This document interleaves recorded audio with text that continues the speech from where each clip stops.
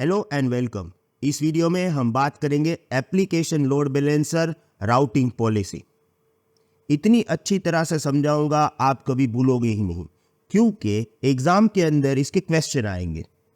Okay, अब हम समझने वाले हैं application load balancer routing policy. पर इस पर्टिकुलर पिक्चर में आप देखोगे तो मैंने यूज किया है क्लासिक लोड बैलेंसर। क्यों? क्योंकि बेस फाउंडेशन समझोगे तो पूरी सिस्टम समझोगे। अब यहां पर अगर आप देखोगे तो मेरे पास दो लोड बैलेंसर है।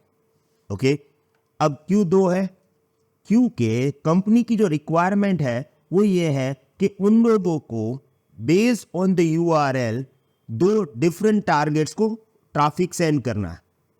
देखिए यहां पे क्या हो रहा है, एक images.example.com है, तो जब यूजर images.example.com पे रिक्वेस्ट सेंड करेगा तो ये लोड बैलेंसर उसको रिक्वेस्ट को हैंडल करेगा और ये लोड बैलेंसर ये दोनों EC2 इंस्टेंस को ट्रैफिक फॉरवर्ड करेगा जो दोनों डिफरेंट अवेलेबिलिटी जोन में है।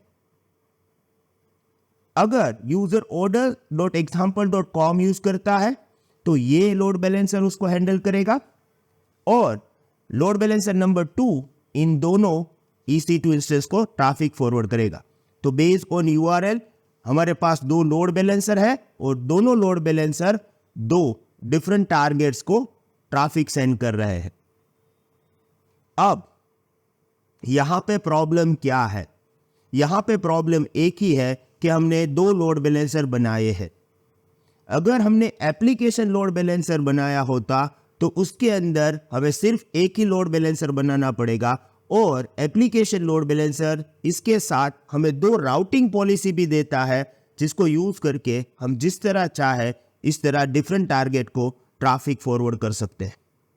तो application load balancer current generation है, ये classic load balancer previous generation था 2012 वाला, अभी 2024 चल रहा है, तो हमें तो यूज करना पड़ेगा एप्लीकेशन लोड बैलेंसर।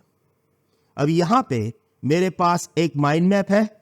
इस माइंड मैप में मैंने पूरी डिटेल में कंपैरिजन किया है एप्लीकेशन लोड बैलेंसर और उनकी राउटिंग पॉलिसी के बारे में। सबसे पहले हम पिक्चर के थ्रू देख लेते हैं what is the difference. Now look at this.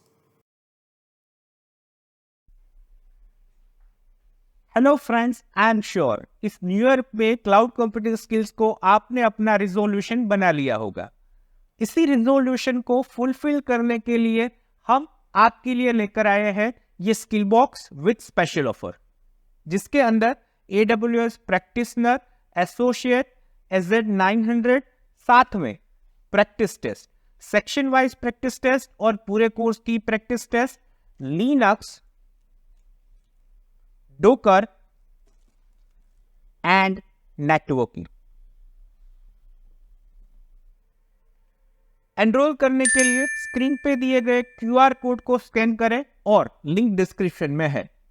और चाहिए साथ में आपको मिलेगा 24/7 support, lifetime access, weekly live class with our expert and placement assistant. Enroll now and grab this opportunity. Offer is valid from 25th of December to 31st December. New year, new cloud skills. Thank you. In the application load balancer we have the first routing policy जिसको हम बोलते हैं path based routing. Path based routing में होता क्या है, देखिए यहां पे सेम हम काम कर रहे हैं example.com/images और example.com/orders। यहां पर दो अलग अलग URL है पर उसके लिए दो लोड बैलेंसर नहीं है, क्योंकि एप्लीकेशन लोड बैलेंसर अकेला ही काफी है। ये एक ही लोड बैलेंसर दोनों रिक्वेस्ट को हैंडल करेगा। अब अगर आपने example.com/images पे ट्रैफिक सेंड किया तो ये लोड बैलेंसर ये दोनों EC2 इंस्टेंस को फॉरवर्ड करेगा और example.com/orders पे रिक्वेस्ट किया तो ये इन दोनों को फॉरवर्ड करेगा। तो एक ही लोड बैलेंसर दोनों काम करेगा। सेम वे इसके लिए हमारे पास पहली पॉलिसी है पाथ बेस, जहां पे हम जो पाथ लिखते हैं वो example.com/images यानी कि URL लिखते हैं, URL path, right. So route the traffic based on the URL path example.com/images और example.com/orders। इसके अलावा यहाँ पे हमारे पास एक और फैसिलिटी है जिसको हम बोलते हैं host based routing. Okay, host based routing. Host based routing भी क्या करता है, सेम। ओके, दोनों रिक्वेस्ट एक ही एप्लीकेशन लोड बैलेंसर हैंडल करेगा, images.example.com और order.example.com। सो लोड बैलेंसर एक ही है, पर यहां पे जब आप देखते हो जो पाथ है वो था example.com/images यानी पाथ बेस्ड राउटिंग, ये URL पाथ है। यहां पे होस्ट बेस्ड राउटिंग है यानी कि images.example.com।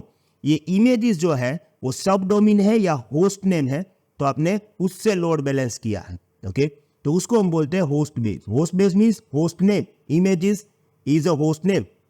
तो यहाँ पे images.example.com पे ट्रैफिक करेगा तो ये ओपन होगा, और ऑर्डर पे करेगा तो ये दोनों EC2 इंस्टेंस यानी दोनों डिफरेंट टारगेट को ट्रैफिक जो है वो सेंड होगा, right. Route the traffic based on the domain in the request, for example images.example.com और orders.example.com।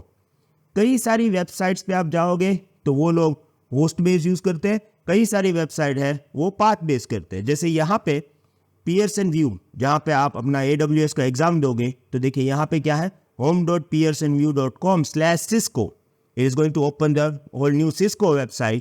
अगर आप यहाँ पे home.pearsonvue.com/clients करोगे और फिर AWS जाओगे तो AWS का वेबसाइट खुलेगा। तो ये लोग हम कह सकते हैं पाथ बेस्ड राउटिंग यूज करते हैं। अगर आप गूगल खोलोगे तो आप क्या करते हो, आप करते हो drive.google.com, राइट। तो google.com मेन है, फिर ड्राइव है तो पूरा ड्राइव खुलेगा। main.google.com से ईमेल खुलेगा, तो वो होस्ट बेस्ड राउटिंग यूज करते हैं। करोगे आप दोनों, आपके ऊपर है, पर वो डिसीजन कैसे मिलेगा, किस कंडीशन में आप कौन सी पॉलिसी यूज करोगे, हमारे पास इसके 5 डिफरेंस है। वो पूरा समझने के बाद आप इजीली डिसाइड कर सकते हो कि कौन सा आपके लिए सूटेबल रहेगा और कौन सा नहीं। तो देखिए यहाँ पे सबसे पहली बात, अगर आप DNS कॉन्फ़िगरेशन की बात करें तो पाथ बेस में और होस्ट बेस में क्या फ़र्क है।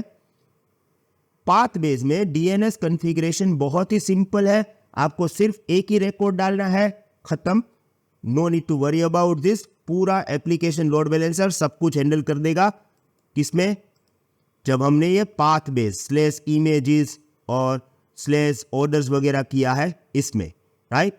जब आप होस्ट बेस में जाओगे तो होस्ट बेस में DNS कॉन्फ़िगरेशन थोड़ा डिफिकल्ट है।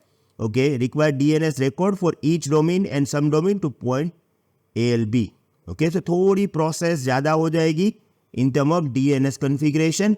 जब आप पाथ बेस करोगे DNS कॉन्फ़िगरेशन सिंपल, रिकॉर्ड बना दो, हो जाएगा। होस्ट बेस में सभी डोमेन के लिए आपको रिकॉर्ड बनाना पड़ेगा। Use case, path base use for a routing to a different application और service under the same domain, यानी आपको पूरा सिस्टम example.com पे ही यूज करना है या pearsonvue.com, जो एक ही डोमेन है उसमें हमें यूज करना है, बेस्ट। अगर आपको मल्टीपल डोमेन यूज करना है, okay, in this case multiple domain or subdomain, you can use host based routing। SSL TLS यानी HTTPS वेबसाइट की बात करें, क्योंकि हम HTTPS करने वाले भी हैं, तो पाथ बेस्ड राउटिंग में आपको एक ही सर्टिफिकेट लेना पड़ेगा क्योंकि एक ही डोमेन है। यहाँ पे आपको मल्टीपल डोमेन यूज करेंगे तो मल्टीपल SSL सर्टिफिकेट लेना पड़ेगा। अगर सिंगल यूज करोगे तो नो प्रॉब्लम, सिंगल तो होस्ट बेस्ड सपोर्ट करता ही है, तो एक सर्टिफिकेट अगर सिंगल है, multiple if you have multiple domain. Flexibility की बात करें तो दोनों की फ्लेक्सिबिलिटी अलग अलग है।